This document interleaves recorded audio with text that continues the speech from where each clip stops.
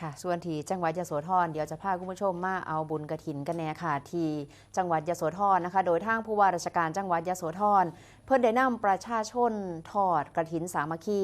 ทำกลางพลังศรัทธาและก็เรื่องเล่าที่ลี้ลับแห่งพญานาคค่ะโดยที่พักสงฆ์เขาอภิญญาผู้แพงมาตำบลหนองแหนอำเภอกุดชุ่มจังหวัดยโสธรนายชันชัยสอนศรีวิชัยผู้ว่าราชการจังหวัดยโสธรก็เป็นประธานในพิธีทอดกฐินสามัคคี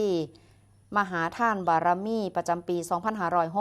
2568 โดยมีพระเทพวงศาจารย์เจ้าคณะจังหวัดยโสธรเจ้าอาวาสวัดมหาธาตุพระอารามหลวงเป็นประธานฝ่ายสงฆ์มีหน่วยงานภาครัฐภาคเอกชนตลอดจนพุทธศาสนิกชนผู้ที่มีจิตศรัทธาเข้าร่วมพิธีอย่างพร้อมเพรียงกันโดยมียอดกฐินสามัคคีร่วมทั้งสิ้นอยู่ที่1,36,915 บาทสำหรับการถอดกฐินก็เป็นประเพณีอันดีงามของพุทธศาสนิกชน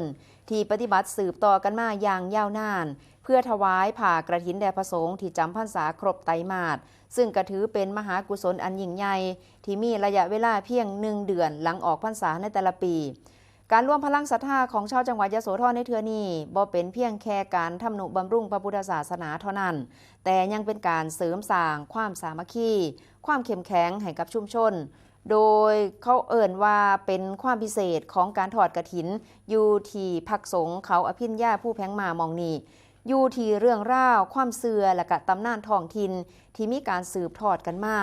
โดยเฉพาะความเสื่อที่มีการเชื่อมโยงกับเรื่องของพญานาคซึ่งก็เป็นที่ฮู้จักกันดีในหมู่ผู้ศรัทธา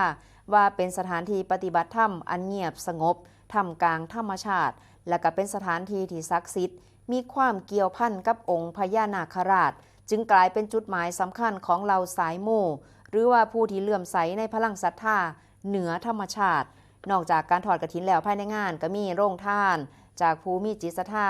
มาเปิดบริการให้แก่ผู้เข้าร่วมงานเป็นภาพที่สะท้อนให้เห็นถึงความเอื้อเฟื้อเผื่อแผ่และก็ความมีน้ำใจของชุมชนที่ซอยกันหล่อหลอมพลังศรัทธา